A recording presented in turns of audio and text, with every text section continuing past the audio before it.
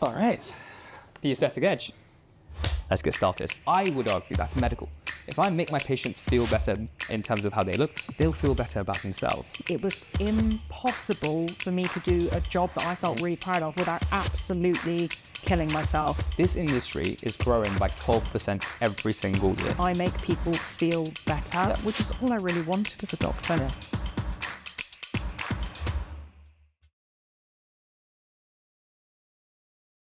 Hello, and welcome back to the Derma Medical podcast. I'm so excited to say that we'll be restarting our podcast.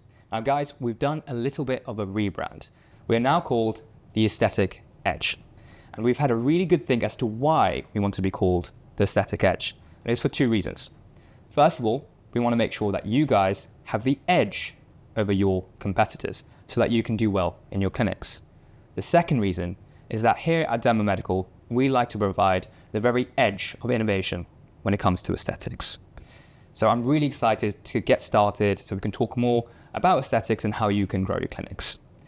I'm really pleased to say that I have the lovely Dr. Harriet Turnbull here with us today. She is our clinical director. She is the woman behind the scenes who has helped get Derma Medical into the corporate behemoth, the lead of all training schools here at Derma Medical. So Harriet, thank you so much for joining me today. Hi Rosh, it's so good to be back and I'm so excited for this kind of next chapter in the podcast. It's going to be back and better than ever. Absolutely, absolutely. So Harriet, tell us a little bit about yourself, your background, how you came to be the clinical director at Derma Medical. Sure, no problem. So I've been doing aesthetics since 2016. Rosh and I were just having a chat about this, weren't we, earlier? When I started into the NHS, it was just nothing like I'd really prepared myself for. Lots of disappointment, difficult years for me, really. And once I'd kind of made that decision, I needed something else to take control of my career. I looked into aesthetics, found Derma Medical, booked 2 weeks later. And to this day, it was just the best training course that I have ever done and changed the trajectory of my career entirely. I did go on to become a GP. I worked at a big corporate clinic on Harley Street for many years before setting up my own private practice. And I've been training with Derma Medical for about 7 years. And for the last 18 months, I've been in my role now as clinical director. So as you mentioned, I do more behind the scenes stuff like this. I do lots of mentoring, which is a huge, huge passion of mine. And yeah, just thinking about what our future is and how we continue to be kind of leaders in the aesthetic training industry internationally. Fabulous. And just going back to what you said in terms of you went to a lot of different courses and Derma Medical was your favorite. Can I ask why? Because I personally found the same thing, but I wanted to ask why you felt that way. Yeah, I think our training approach is truly unique and I still go to lots of courses now because it's a journey that never ends in terms of your training.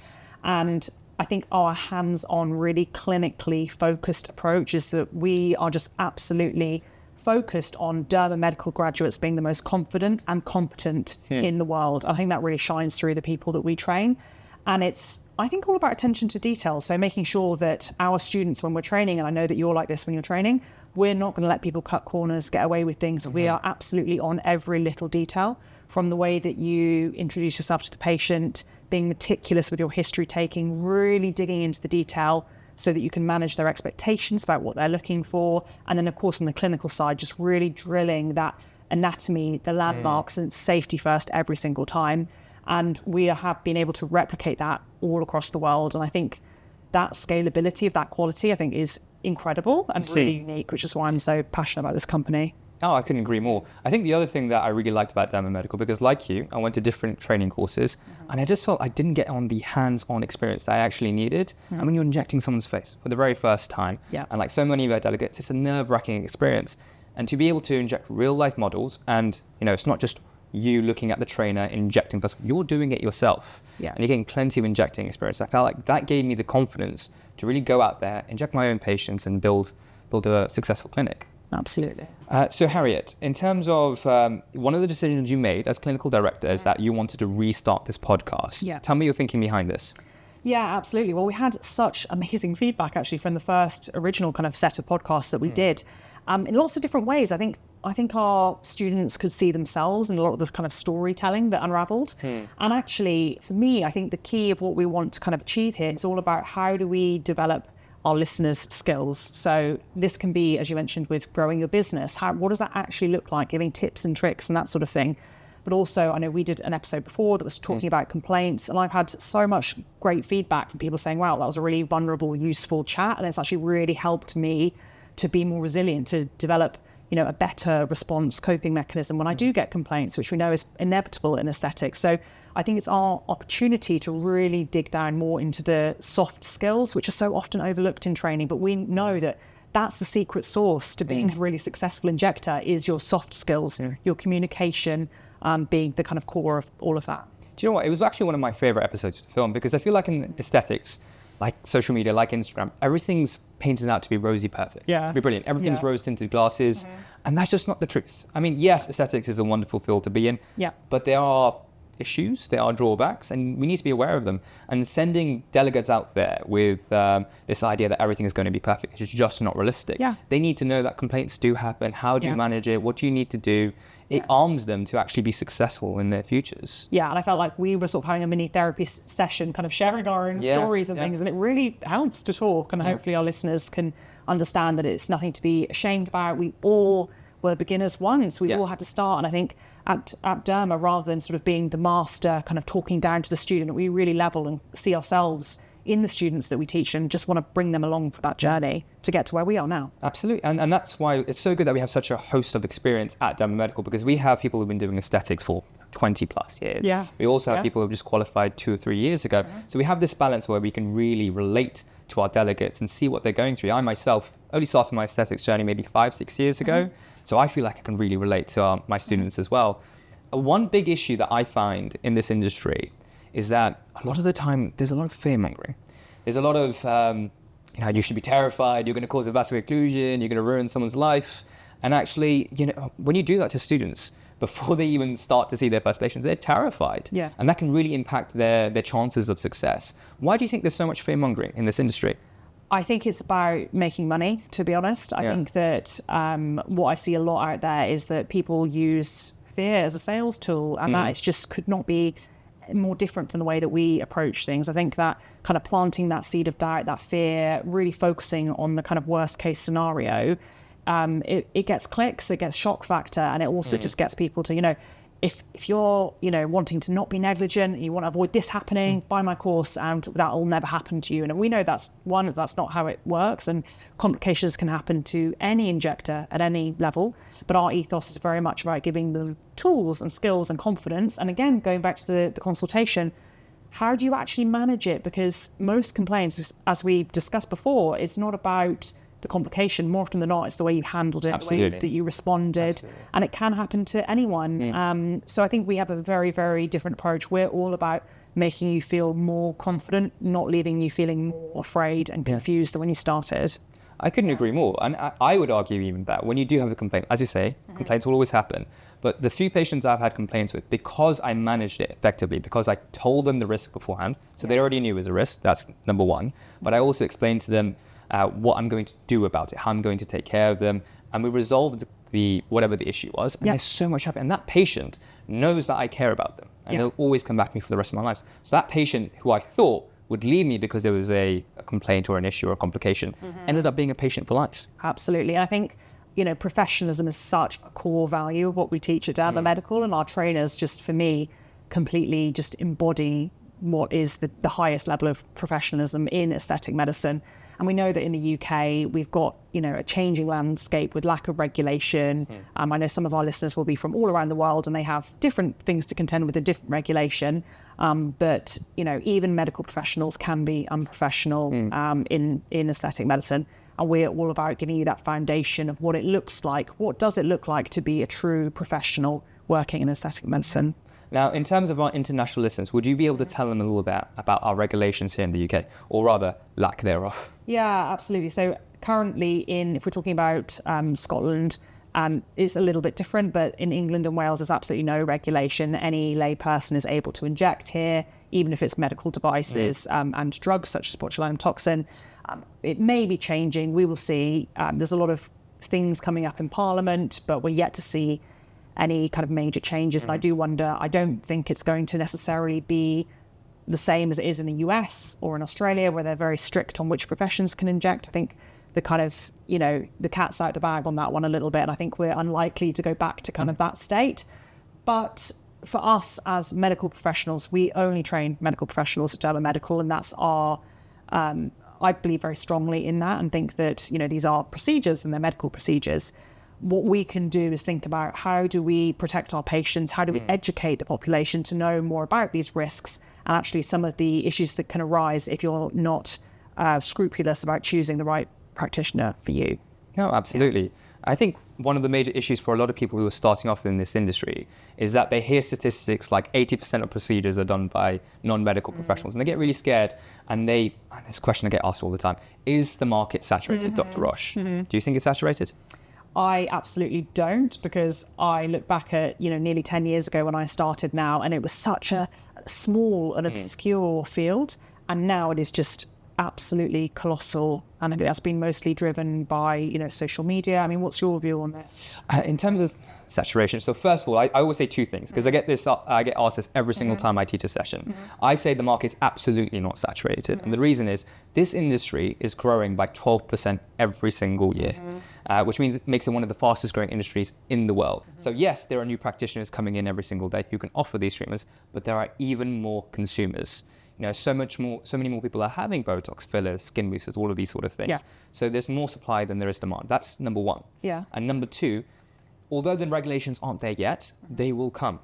And the regulations, even if it makes it 10%, 20% more difficult for non-medical personnel to do these sort of treatments, where are all of the existing consumers going to go? Yeah. They're going to come flooding towards and they're medical just care. getting educated. They're wiser to the fact that they need to check the credentials of whoever it is that's injecting, in doing their injections for them. So yeah, saturation. I think what people always miss on that is, guys, you just got to focus on quality, what you do. There might be 10 injectors on your street. How many of them do you think are actually good and competent in what they do? And that's what we really focus at Derma, is just making sure that you come out the other side of our training a really good practitioner. So you'll just blow the competition out of the water in a way. Absolutely. Absolutely. And a lot of the time when the students come in, they are worried. So every time I'm just about to start my spiel on vascular occlusion, I ask everyone to raise their hand up if they're terrified of vascular occlusions. And obviously every single hand goes up. And then after I take them through it as to why it happens, what we can do to treat it, a step-by-step approach on why it's nothing that you need to worry about, they feel so much relief afterwards, because they know that they now have the tools to identify, diagnose, and correct a vascular occlusion. And then I ask them a second question after that. I always ask them, what is your risk profile in your existing role? And actually, I remember working 13-hour shifts as a junior doctor. I'd be tired, I'd be sleep deprived, and I'll be doing prescriptions, and I'll be doing something like dalteparin, which is 5,000 units. And if I, by mistake, do an extra 0 on my prescription, someone can bleed to death. Yep. So my risk profile as a junior doctor or as a resident was so much higher than what I do in aesthetics. The worst thing I can do now, maybe a droopy brow, maybe a vascular occlusion, which I tell my patients exactly what they need to know to avoid it, to identify it, and then I know I can treat it. Yeah, I think people get very kind of numb to their risk tolerance of their day jobs. As a GP, I'm like, if you miss something, you might genuinely kill someone through missing a diagnosis, through missing the cancer, whatever it is. Things that are really, really hard to live with. In a 10-minute consultation, how do you do that? Yeah, it's risky. It is incredibly risky. There's a lot of misconceptions in the aesthetic industry that either stop people actually entering the industry, stop them from progressing. What do you think is the biggest misconception that rises in aesthetics? I think, as you mentioned, market saturation is definitely one. I think also that people just think that it's vain. It's this kind of, especially when you've come from a medical background. I spent most of my life thinking I wanted to be a cardiologist, and then my friends and family sort of said, "Well, why do you want to do that? Surely that's so unfulfilling. Just making people look a bit better. How shallow is that?" And fundamentally, I think that they just don't understand that, in my professional life as an NHS GP, 10-minute appointments, seeing 50 patients a day on call, long waiting times. I just felt like it was impossible for me to do a job that I felt really proud of without absolutely killing myself. And my husband always used to say to me when I come home after a day of general practice that I just looked demolished. Exactly the same thing. It was just ruining my life. And all I know is that in my aesthetic clinic, I'm happy when I'm there. I enjoy it. I'm not rushed. And every single day that I'm in clinic, I make people feel better, which is all I really wanted as a doctor. And you realise what that kind of core value is. And for me, having stepped away from being a GP, I haven't done any GP work for over a year now, which it took me a really long time. It was definitely almost like a bit of a grief process, I think, to just accept that being an NHS doctor, that's not really who I am. I'm just Harriet. I'm a person. I'm going to be happy. And it took me a long time. It was a real process. Oh, I completely resonate with that. Every time I used to come home from an NHS shift, my family would say to me, "Oh, Rosh, you're miserable." They didn't want to be around me. Whereas when I come home after a shift doing aesthetics, it might be just as long, but I'm glowing because my patients are glowing. I see my patients. I've become really good friends with them. Yeah. You know, they tell me about their kids. They tell me about their lives. We have a little gossip session, and they leave because they know either they just had filler and they feel fantastic and they know they look good immediately, or they might have some Botox and know that they're going to look amazing. And that feeling of making a patient feel good about themselves, I would argue that's medical.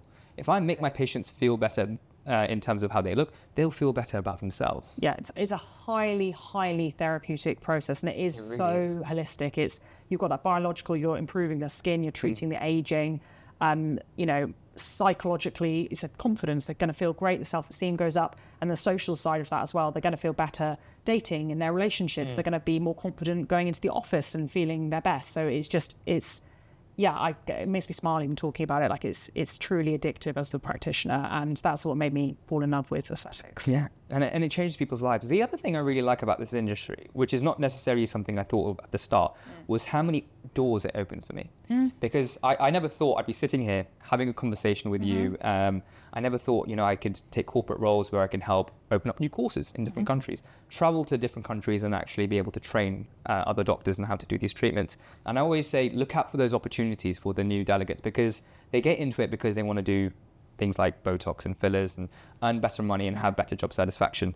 But the opportunities that these roles offer are unparalleled. It's just something you don't get in the NHS. NHS it's junior doctor, it's resident or SHO, it's registrar's consultant, effectively doing the same thing for the rest of your life. Whereas my life now is so varied. I teach, I work with large corporations, I have my own clinic, and I have wonderful conversations like these. Yeah, it's varied, it's exciting, and we don't know what the future holds as well. I don't know what my career is going to look like in 5 years, and I'm very okay with that. Yeah, I bet you never thought that you'd become clinical director for the largest training school in the world. Ever. Yeah, absolutely.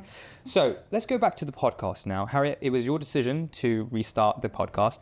What do you think is going to be so good about this podcast? How will it help our listeners? Yeah, I'm so excited for this next series. We're going to be bringing in better than ever guests from lots of different backgrounds, some quite well-known faces as well from social media. We're going to be digging into that in quite a lot of detail, which will be fantastic.